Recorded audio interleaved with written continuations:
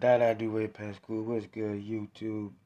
I am your host. I am Woodford on I am Woodford's podcast. And today, this is episode 3. We're gonna be talking about human trafficking. So stay tuned. All right, without further ado, let's just get into the topic. Like, like this don't get mentioned a lot. I ain't gonna lie, it don't get mentioned a lot, but I feel like it's something I should talk about because it does happen where I live. I live in New York, and I have seen encounters. Like, I'm gonna tell y'all a story. All right, back when, back in like 2013, where I live at, right in Long Island, New York, right. There was a period where this van used to drive around, white van with tinted windows, right. So everybody knew about the van. Like, we didn't know who was in the van. That was the main weird thing about it. But anyway, what I'm saying is to say that van used to try to abduct people. You know what I'm saying? Like, honest to God, like, I seen and heard, like, alright, I'm gonna be honest with y'all. The first encounter I've seen was where I was walking home from school. I think I was in middle school. I was walking home from school and I seen a van, like, I seen a young girl walking with her book bag, and she turned the corner and went to my left, and I was walking straight. So when she turned the corner, I seen a van turn behind her. But I was kind of like already halfway, like at my block to where I was about to turn. So I looked back and I seen the van turn where she was going. So boom, I didn't think nothing of it. So I went in the house. So then that same day, my elder brother came in the house and was telling me about how he seen a little girl get, like, she fell out of a van and her book bag and everything was ripped and her books and stuff was all over the street. And I was telling him, like, yo, bro, I had just seen that little girl, like, because, I live by a school. So I had just seen the girl in the van, but I didn't know that the van was going to try to abduct her. But my brother had told me that, and I was like, we was like, it basically, I was elaborating on the story, that he was telling me. He was like, yeah, he had walked down the block. He was coming to my mom's crib, and he seen a girl with, like, her she had like scrapes on her elbows and stuff, and he said he seen a van, like down the block already. Like, when he had walked up, it was like the van was down the block. The little girl was on the ground by, like, the curb, like on the ground. Her books was all spread everywhere, and, like, I think she lived probably like 2 or 3 houses from the corner of which the corner that she had turned. So her moms had came outside. He was telling me, he was like, he seen the mom standing outside on the phone, while the books and stuff, cause, like, the little girl was so shocked. Like, when she stood up, he said when she had stood up, she was, like, basically in shock. And then he said the moms had came outside on the phone calling the police, and then the daughter had ran home to the mom, but the daughter didn't know, like, where they had went, cause, you could have think that they gonna bend the corner, and you turn the corner, you walk down the street, they come up behind you and grab you and throw you in the van again. So I guess the girl was just, like, shocked. She was, like, frozen stiff. And then when her moms had called her, I guess it snapped her out of it, and she ran into the crib. And that was that for that. But that was one time. The second time was when me and my little cousin, and I could bring him on my podcast to attest to this. Me and my cousin was in the crib. We was in my house one night, and it was like at least 2 o'clock, 3 o'clock at night. And it was like, see, the thing about Long Island is, like, it's the suburbs, yeah, but that's where you gotta worry. Like, you gotta be careful because it looks so nice, but looks can be deceiving. You feel me? Like, at night it's not all that safe. You feel me? And that could be anywhere, but out here you'll mess around. That's another. I'm gonna keep going. So anyway, me and my little cousin was chilling in my room, and we was sitting by the window. So it was this green car. I'll never forget this. Honest to God, I'll never forget this. It was like a green car. Like, I think it was like either a Toyota Corolla or a Nissan, but it was a green car, and it was driving down my street, like down the. I live, like, by a busy street, and I lived by like a residential street. So the busy street was like dead. It was dead, and it was the dead middle of the night. Like it was like 3 o'clock, 2 o'clock in the morning. So we seen this green car driving mad slow. So the green car driving mad slow. So we seen the car. Cause like we peeped it, and it looked suspicious because the car was driving mad slow. So while I was driving mad slow, we heard like something kicking the door, like it was like basically like somebody was in there kicking the door panel trying to get out. That's what we heard. We heard like somebody kicking, like boom, boom, boom, like trying to kick. Like it sounded like. See, I got a good imagination, and me and my cousin, we catch on fast. It was like, yo, I'm like, yo, cuz, you thinking what I'm thinking? He like, heck yeah, cuz. I'm like, yo, I think that's somebody in that car trying to get out. Cause then, like, what happened was when the car started going, it's like you heard somebody in the back seat, or somebody was in the car. I don't know if they was in the back seat, but they was in the car kicking the door. Like you heard the door getting kicked, like boom, boom, boom, boom, boom, boom. And then after like a minute, it came like to like a little stop, and then it started going again, and then that's when the kicking and the noise of the banging had stopped. So me and him was like, we had put two and two together. We was like, yo, I think I think that the person who was driving could have like whoever was in the car, I think they had either hurt the person or like either muffled them, knocked them out, or did something to where they couldn't make no more noises like that. You feel what I'm saying? That's what the conclusion we drew. And I honestly, God, it was so serious that we called the police. Literally, like we was worried. We didn't know what it was. Like, you feel me? And like there was people who got abducted, like, but they don't go on the news though. They don't mention that. They don't talk about it. You feel what I'm saying? Like, but anyway, let me just keep telling you the stories. So then the car had like rolled to like a little stop, and then like we heard the banging and all of that stop. So I'm thinking like, yo, whoever that was driving, whoever's in the car must have did something to the person, like knocked them out or something to get them to stop making that noise because we heard it like clear as day. And whoever was up late at night, like if they was even at their window or just outside smoking a cigarette or just like had their TV muted or just in the crib and it was quiet, they would have heard it too because it was that loud. Like it was a loud, distinct boom. It was like somebody kicking the door panel to try to get out. So anyway, boom, we called the police. So the police was like, "Well, do y'all have a description of the car?" I'm like, "Yeah, it's a green, I think Toyota Corolla or a Nissan." Um, they really basically they was like, "How do we know that it's somebody that needs help?" We was like, "Listen, we just trying to do the right thing. We heard something that we thought was suspicious. We don't know who or what could be going on. Now, who could be in the situation or what could be going on in the situation. So we just doing the right thing as Samaritans and calling the police. You feel me? Like that's what we did. We called the police, but the harsh reality of this world, bro, that I seen with my own eyes and experienced, like from people who I know, this world, people do not care, bro. They do not care. Like, I done watched plenty of shows and heard plenty of real life encounters with people who have got abducted. Um, I know a few girls who had, well, I know two girls who happened to almost one girl actually was she was into that, that whole sex life streetwalker thing. And another girl, she actually got abducted and taken to Arizona. Like she from New York too, but she got taken from Arizona. Well, she got taken from New York, and she was taken. I think she said, but she was upstate in Albany, New York. Upstate Albany. Albany is the capital, right? So she was in Albany, and I guess something had happened where she was with some people. That's what I'm saying, y'all. Females, even males, y'all have to be careful who y'all with.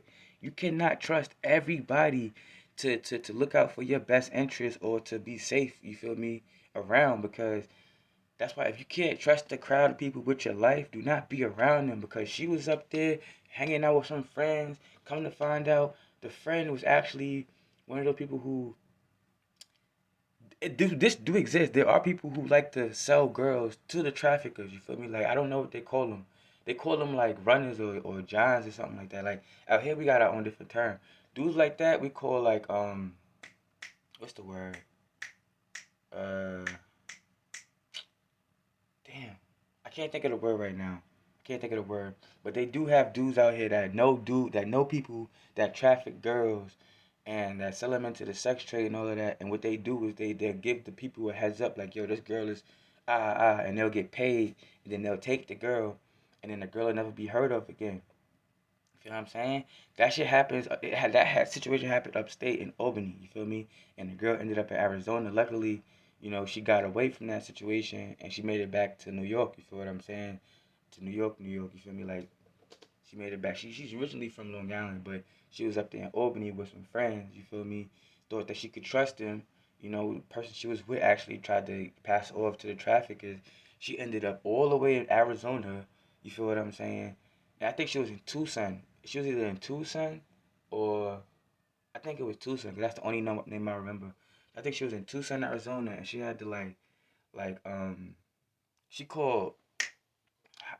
I don't want to make up nothing. I forgot how she got back, but she was telling us a story about how it happened. So you know, I just take that as a lesson, life experience. You feel me, from somebody else. That it is real and it does happen. And at the same time, staying on that topic, I live in New York, like I told y'all. Girls do get kidnapped out here a lot, like in the train. Like, come on now, y'all gotta be careful on these subways at night. Dudes out here are just wanting one thing and one thing only: sex, bruh. And if they look at you and got some type of sexual arousal, 8 times out of 10, they gonna follow you. They gonna try to do something to you. They gonna try to rape you. You feel me? And that, excuse me, that do happen out here. Like, girls do get kidnapped from the train, like, cause some of them be walking home late. Some of them be outside by themselves on a dolly, which is okay. You're supposed to be able to go outside on your own. But in this city, there's too many people. You don't know what the people are thinking. You don't know what type of time these people are on. And I must tell y'all, there's a lot of weirdos out here. There's a lot of pervs. There's a lot of freakazoids. There's a lot of you know, petters. There's a lot of all of that. A lot of all of that. Y'all gotta be careful. You know.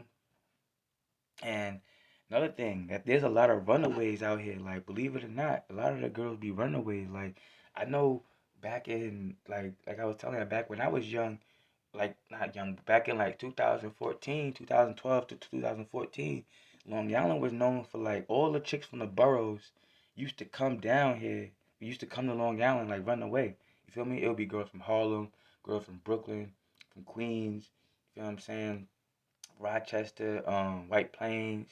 You know, they'll come to Long Island because they be running away from what they dealing with. Even from the Bronx. You feel me? Had a couple of girls run away from their crib and they come to Long Island and we run into them because we in Long Island, so it's like, this is where it's at, you know.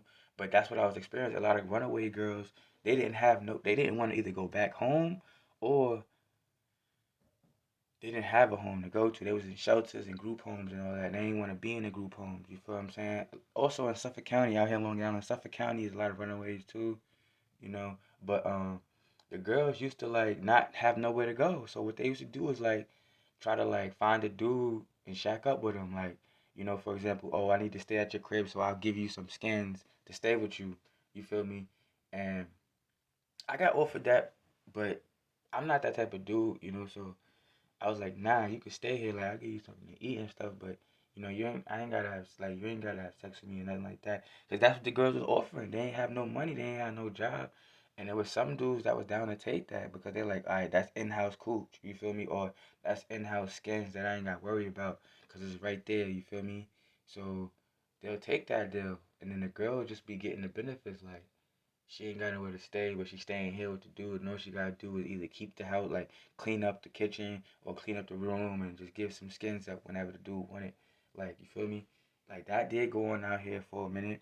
But this is mainly about human trafficking, bro. Like, it don't matter how old you are, it don't matter how young you are, it don't matter what your gender is, it don't matter if you're a man, if you're a woman, if you're an adult, if you're a child. Like, people do get abducted, you feel me? People do get kidnapped, people do get taken, people do get, you know, people do get, like, they get stolen, you feel me? Like, I just want to make sure that people know, like, yo, you gotta be careful. Even when y'all traveling abroad, like, that's the worst because, you know, you don't know who's really preying on you, who's watching you, who's following you around. You feel me? Like you gotta be careful when you traveling too. Even like America is a corporation, you feel me? So why would I think that they don't allow people to get trafficked? That's like a $1 billion industry. You feel me? Human trafficking is like $1 billion industry next to guns. You feel me? Next to guns, gun shipping and guns importing and exporting. Like illegal gun sales and human trafficking is like the two like $1 billion industries. Probably others as well, like organ harvesting. Like you gotta think outside the box. Like if America is if United States is a corporation, right? That means they down with anything to get money. Anything that you feel me, in the root of all money is the root of all evil. So that means if it's human trafficking, if it's organ harvesting, if it's you know human trafficking, organ harvesting, if it's scams, corruption, come on, it all happens because it's part of the industry. They want to make money. You feel me? Like that's what they do. That's what they do in America. Like these politicians be stealing from people, doing money, putting money in offshore accounts, and all of this money laundering and all of this, man. Like they all you can't like they all a bunch of like thieves, bro. Thieves, liars, and robbers and stealers, bro. Like and drug dealers because yeah, think about it. Like the pharmaceutical companies is always all in cahoots with this bull crap too. So is the insurance companies. They all in cahoots, bro. You know what I'm saying? Like I know I kind of went off topic a little bit, but I'm just saying like you gotta be careful. You feel me? In this world, you feel me? Like girls be getting kidnapped, dudes be getting kidnapped and abducted. People like even people going missing in these national forests. I be watching the 411 missing 411. There's a lot of people going missing in these national forests. Anybody care to explain that? Like why is it that the national forests are the like main places where people go missing? Like, you know what I think it is? I think it's like extraterrestrial or like Bigfoot or different creatures, bro. Cause like you can't knock it because you gotta think like I'm thinking outside the box. You feel me? Like God did create different creatures. You feel me? And at the same time, this world is wicked. You feel me? And these people worship the devil so much that they trying to bring different type of creatures into this realm. You feel me? So I believe it. I think people be going missing are actually getting killed or abducted by these other creatures or these cryptids or these supernatural beings that we hear so much about, but we hear so much about and we uh kind of see footage of, but we really can't. Like, there's a lot of That's the thing. Also, let me just speak on this right quick. Like, there's a lot of evidence of things that really go on in the world, but because the internet is so divided between what's real and what's not real, you could be taking something that's a real account of something and discrediting it and dismissing it like that ain't real because so many people do so many fake videos, so many CGI, and so many artificial. You feel me? So you would never know what the real deal is unless you really. You feel me? That's what's like. It's so misleading. Like it's just.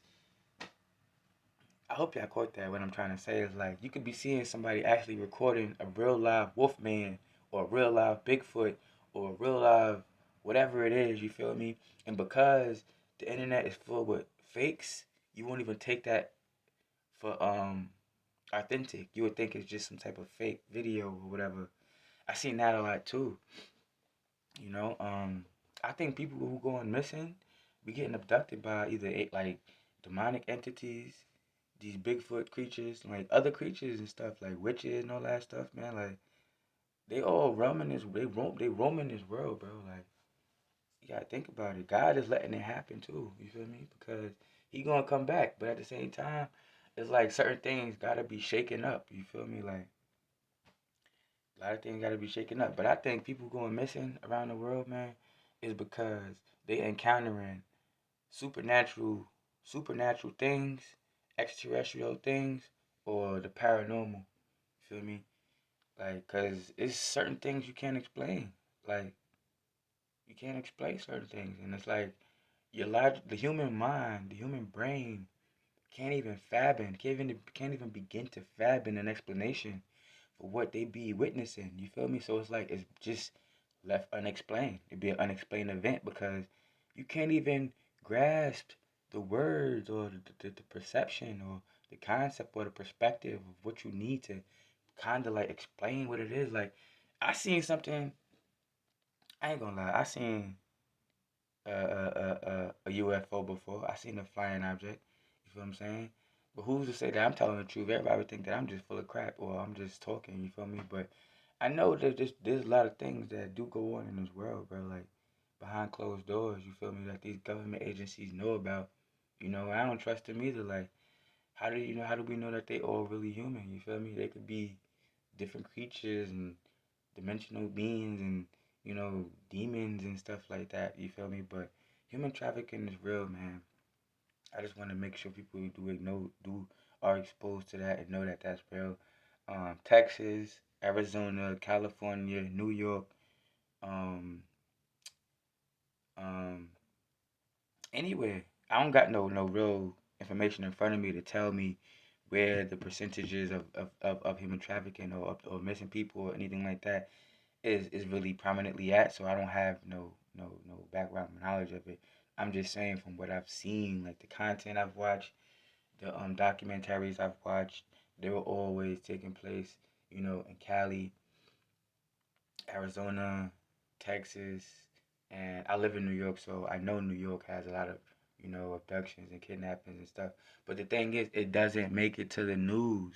People don't talk about it. Like, there's a lot of people, even in other countries, like in Georgia and the South, you feel me? Like, even in the South or in the Midwest or the West Coast or, whatever the case may be, like, it happens a lot, but it doesn't get mentioned. And when it does get mentioned, it doesn't get the spotlight that it deserves. It just gets swept under the rug. You feel me? But I want to start being more active on my podcast and speaking on things that I feel is important. So I'm gonna wrap up this podcast episode. I think it's episode 3, human trafficking. And I hope y'all enjoyed my content on this podcast. But I'm gonna be ending it right here. Um, That'll do it past cool. I'm your host. I am Whittlefoot. Well, I dropped the I am, so it's just Whittlefoot. I'm your host, Whittlefoot, on I am Whittlefoot's podcast. Thank y'all for listening. Everyone, hope y'all have a blessed day, um, blessed night, weekend, whenever y'all watching this. I just hope y'all have a blessed one. And y'all take care of yourselves and be careful. Be careful, y'all. Love y'all. Keep God first, like I said. Peace.